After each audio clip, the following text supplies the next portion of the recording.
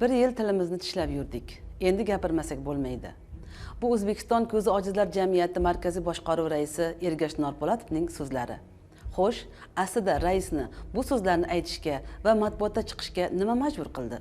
Keling, shu haqda mulohaza yuritamiz va ko'zi ojiz insonlar hayotida uchrayotgan muammoning tub ildizi va asl sabablariga to'xtalamiz. Davlatimiz rahbarining 2021-yil dekabr oyida nogironligi bo'lgan shaxslarni har tomonlama qo'llab-quvvatlash, ularning bandligiga ko'maklashish hamda ijtimoiy faolligini yanada oshirishga oid qo'shimcha chora-tadbirlar to'g'risidagi qarori e'lon qilingan edi. Mazkur qarorning tegishli bandida ko'zi ojiz va ko'rishda nuqsoni bo'lgan shaxslarning ta'lim olishini sifat jihatdan yangi darajaga olib chiqish hamda nogironligi bo'lgan shaxslar uchun kitoblar, jurnallar, boshqa materiallar, ayniqsa Brail yozuvidagi kitoblar va audio kitoblar bazasini kengaytirish borasida tegishli vazirliklar zimmasiga bir qancha vazifalar yuklatilgan. Ming afsuslar bo'lsinki, bugungi kunda ushbu qarorning bajarilishi yuzasidan sustkashlik hamda sansalorlikka yo'l qo'yilyapti. Ko'zi ojiz insonlarning murojaatiga nisbatan mas'ul shaxslar tomonidan otangga bor, onangga bor qabilida javob berilyapti. O'zbekiston ko'zi ojizlar jamiyati markaziy boshqaruvi mas'ul shaxslarining o'zaga murojaatidan so'ng holat yuzasidan o'rganishlar olib bordik. Xo'sh, aslida ko'zi ojiz insonlarni qiynayotgan muammo nimada? Dastlab bunga oydinlik kiritib olsak.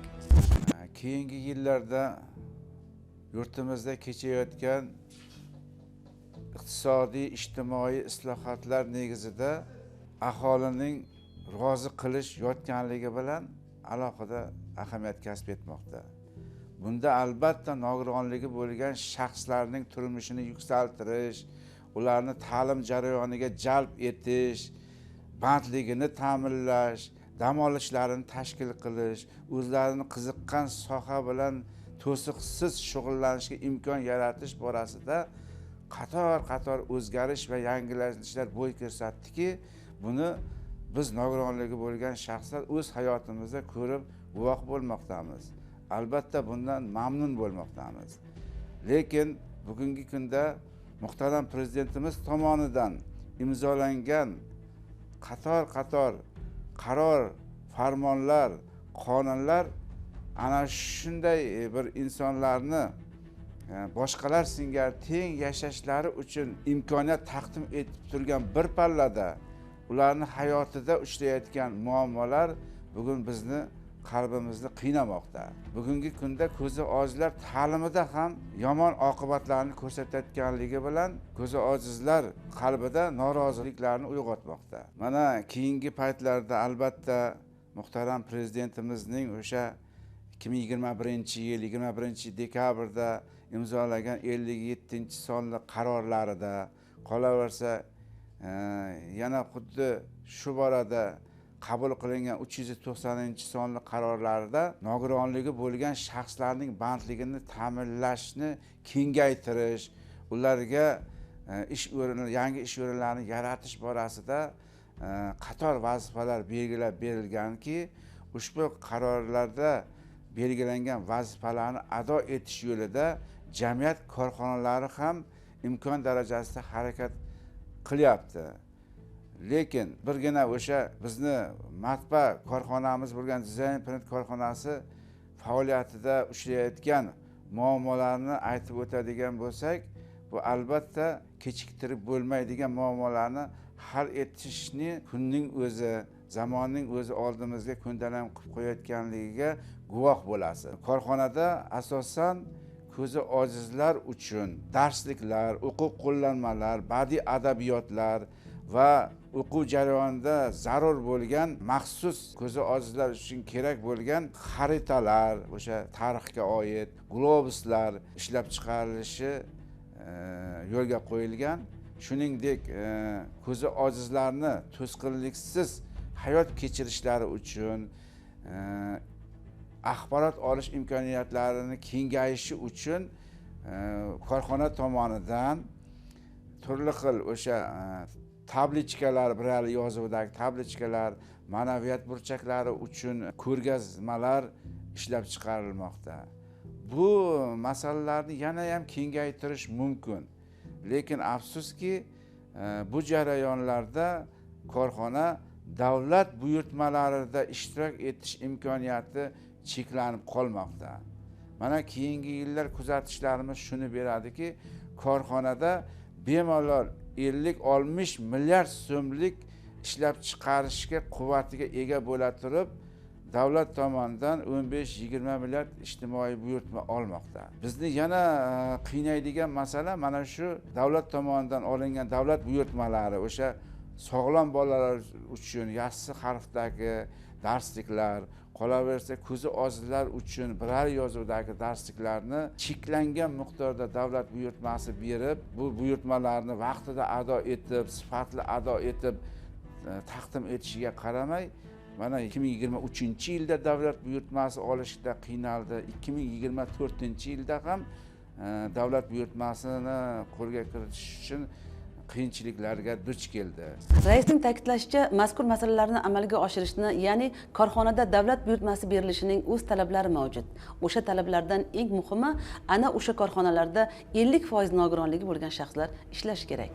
50% ish haqining ulushi nogironlarniki bo'lishi zarur. Mana hozir ayting o'sha darsliklar, masalan, ko'zi ojizlar uchun darsliklarning yetishmovchiligi kunday ravshan. Nurli maskanlarga boradigan bo'lsak, darsliklar masalan sog'lomlar uchun 100% chop qilinayotgan bo'lsa, ko'zi ojizlar uchun buni foizlarini juda kamligini ko'rib guvoh bo'lishimiz mumkin.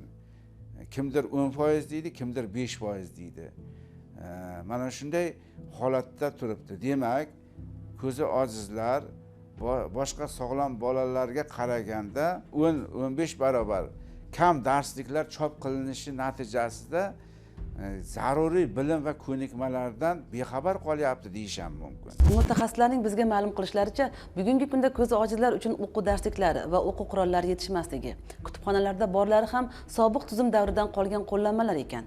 Demak, kam darsliklar chop qilinish natijasida ko'zi ojizlar boshqa sog'lom bolalarga qaraganda zaruriy bilim va ko'nikmalardan bexabar qolyapti deyish mumkin. Nashriyotga xatoligini, masalan, biz zaявка berdik, o'sha kitobni to ishlab kelgan kitob xatoligini biz tepaga qaytadan chiqsak, u nashriyotlar yopilib ketib, bizga muammo bo'lyapti. O'shaning uchun shu taraflarni ko'rib chiqishlaringizni iltimos qilardim. Yangi chiqayotgan badiiy kitoblarimiz oz, shuning uchun bu bolalarimiz haligi elektron kitoblardan foydalanib eshitadi, lekin buni foydali tomoni bor, bola o'qiydi, lekin o'qish texnikasi rivojlanmaydi. Bu eshitamizda endi biz masalan qo'yib, shu yozib olib qo'yib eshitamiz, yaxshi dunyo qarashimiz kengayar, boshqa bo'ladi, lekin ko'zi ojizlar kitoblarini o'qish texnikamiz kundan kunga pasayib boryapti. Men bitta bizda bo'lmasa kerak deyman, butun shu ko'zi ojizlar internatlarida bo'lsa kerak, bolalarda ko'zi brailcha kitoblarini o'qish texnikasi meni qoniqtirmaydi. Hatto meni o'zim ham keyingi paytda o'qish texnikam pasayib ketganga o'xshaydi. Sababi endi ko'p brailcha badiiy kitob o'qiyapman bizda. Badiiy kitobni qancha o'qisa, odam birinchidan yozishi chiroyli bo'ladi. Ikkinchidan o'qishi tezlashadi. Uchinchidan ifodalik qilib gapiradigan darajaga erishadi. Shuning uchun badiiy kitoblarni ko'proq chiqarilsa, brailchasi bolalarni o'ziga o'qitsak, kattalar ham o'qisa yaxshi bo'ladi. Bundan ko'zi ojiz insonlar uchun sotuvga chiqarilayotgan bunday qo'llanmalarni chop etayotgan qo'shtirnoq ichidagi tadbirkorlarning faoliyati nari borsa 1 oylik ekani ko'rinadi. Ya'ni qing'ir yo'llar bilan buyurtmalarni qo'lga kiritayotgan bunday shovvozlarni yomg'irdan keyingi qo'ziqorinlarga mengzash to'g'riroq bo'ladi. Masalaning ikkinchi tarafida esa 20 yildan buyon davlat buyurtmasi asosida ishlab 30-40 nafar nogironlarni ish bilan ta'minlagan Design Print korxonasi ishchilarining taqdiri turibdi.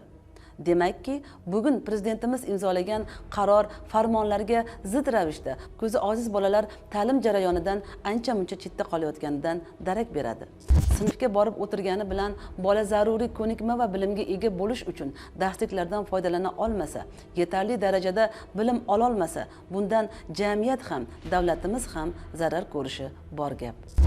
Bugungi kunda bizni o'ylantirayotgan, o'sha hal qilishimiz kerak bo'lgan masala shundan iboratki, hamonki bizni vazifamiz o'sha nashriyotimizni birinchi galda ko'zi ojiz bolalarni maktab internatlarini darsliklar bilan ta'minlash ekan. Birinchi navbatda o'sha oldimizda turgan vazifalar haqida aytmoqchimanki, mana keyingi yilda Design Print korxonasi ishlab chiqarish jarayoniga moslashtirdi ana shu kitoblar, darsliklarni chop etishni. Bu yerda nafaqat darsliklar, balki badiiy adabiyotlar ham chop etiladi.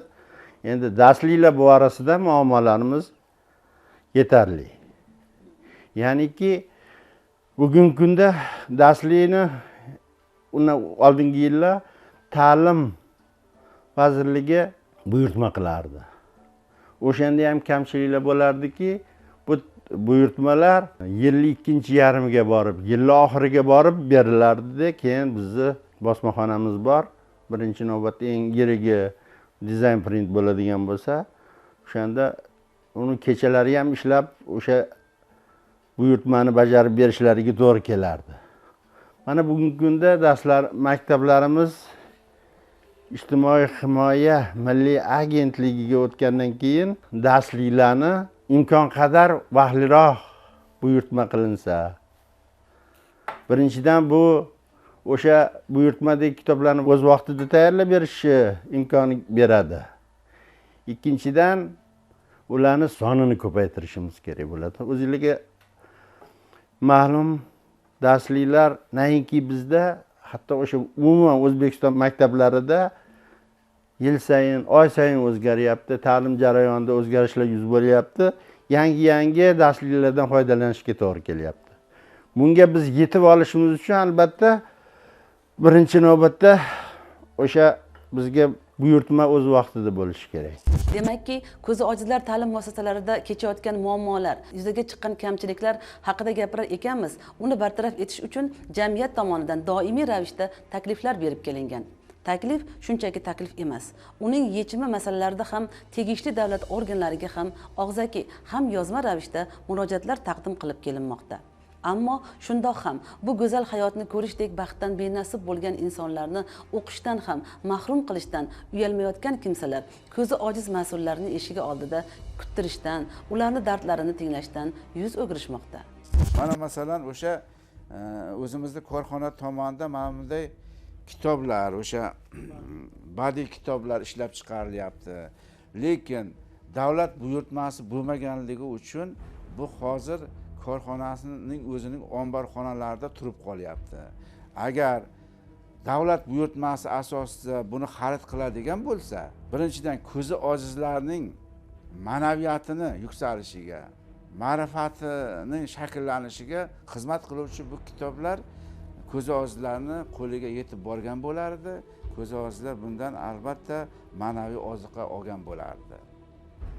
Ikkinchidan, bu kitoblarni ishlab chiqish jarayonida ko'zi ojizlarning o'zi ishtirok etmoqda bu korxonada. 20 dan ziyod. Ana o'shalarning oylik ish haqlarini oshishiga, oila farovonligi ko'tarilishiga xizmat qilingan bo'lardi. Aks holda bu buyurtmalar davlat tomonidan bo'lmas ekan, buni xuddi sog'lomlar singari ko'zi ojizlar sotib ola olmaydi. Bironta mamlakatimizda yashovchi ko'zi ojiz cho'ntagidan bu kitobni sotib ola olmaydi.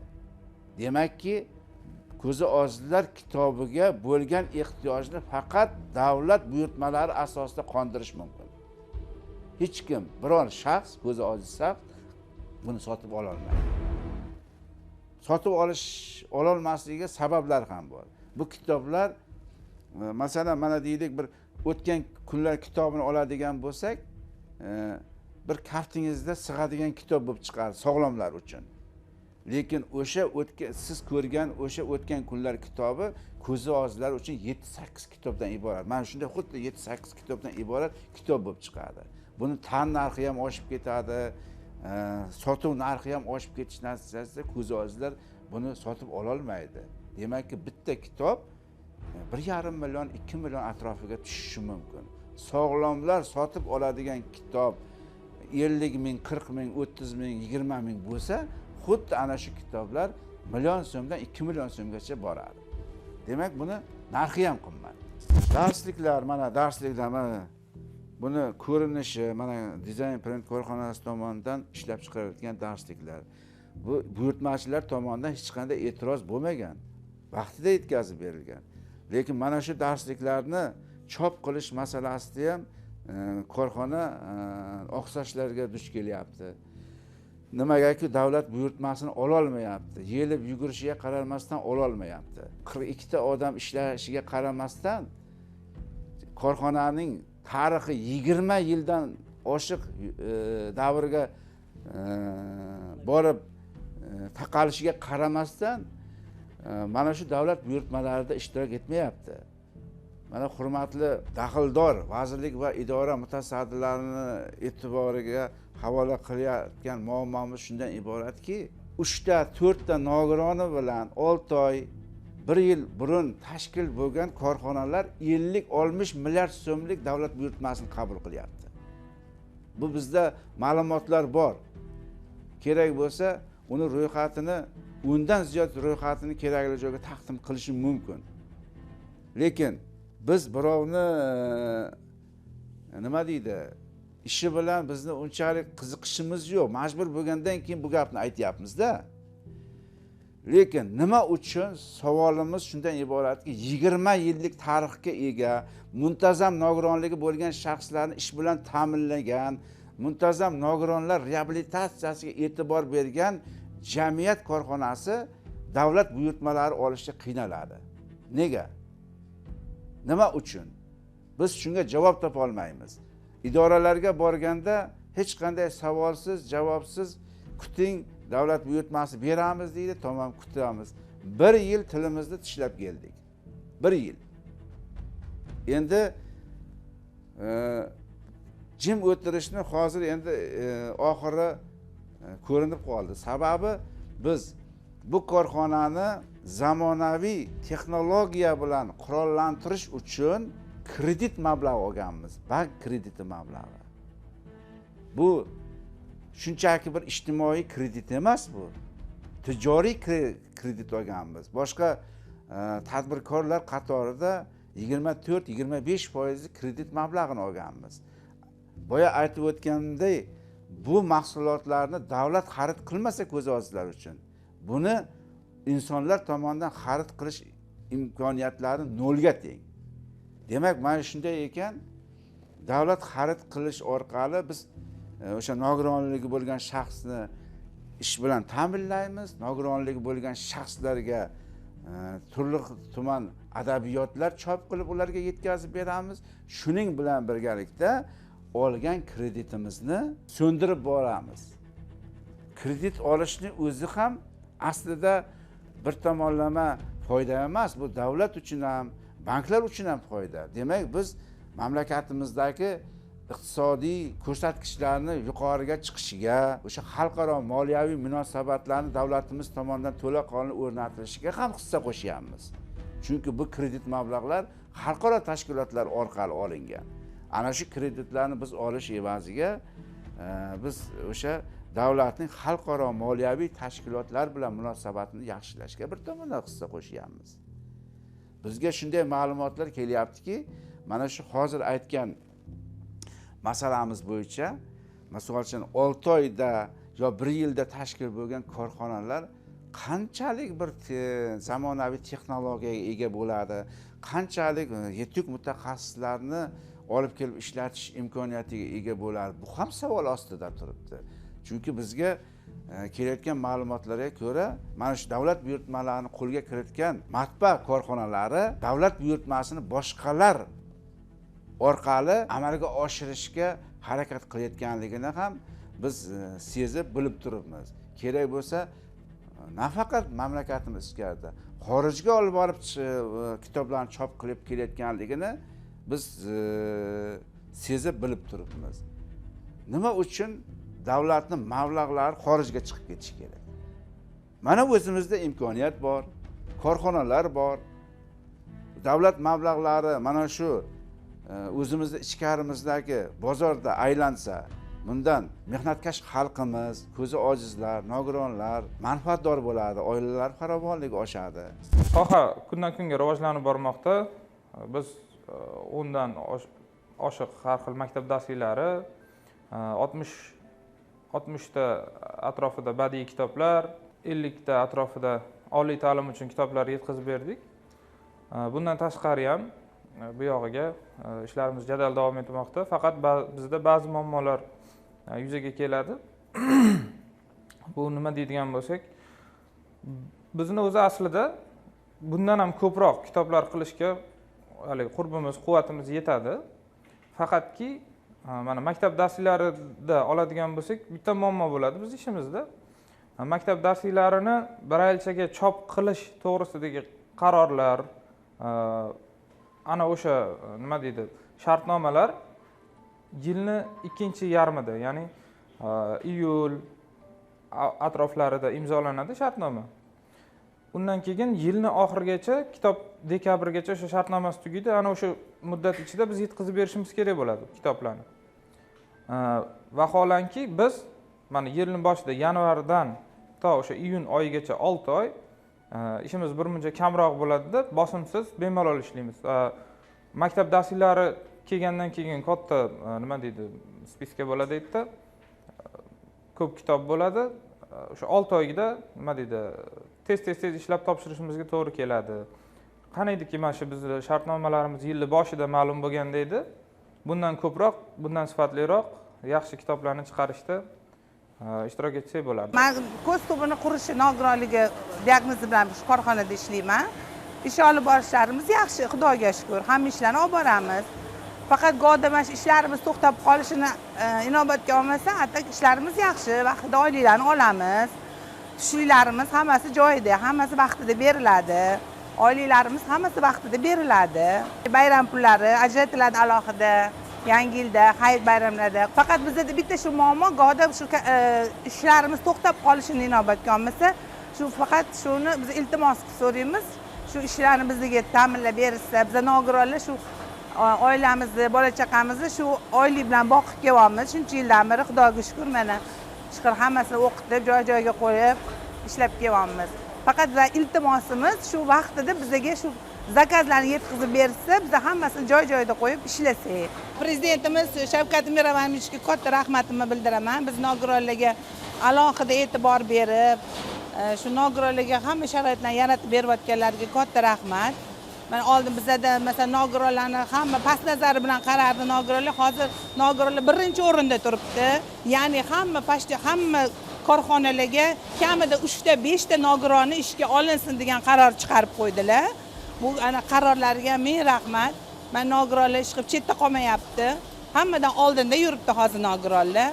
Prezidentimizning maqsadi nogironligi bo'lgan shaxslarni har tomonlama reabilitatsiya qilish va ularni boshqa insonlar qatori teng yashashlariga imkoniyat yaratishdan iborat. Shu bois mazkur masalaga javobgar vazirlik va idoralar nogironligi bo'lgan shaxslarni bandligini ta'minlashda, ular uchun ishlab chiqarilgan mahsulotlarni shaffof tarzda yetkazib berishda shart-sharoitlar yaratish lozim. Aks holda qaror hamda farmonlar qog'ozlarda qolib ketadi. Bundan davlatimiz ham, jamiyatimiz ham birdek zarar ko'radi.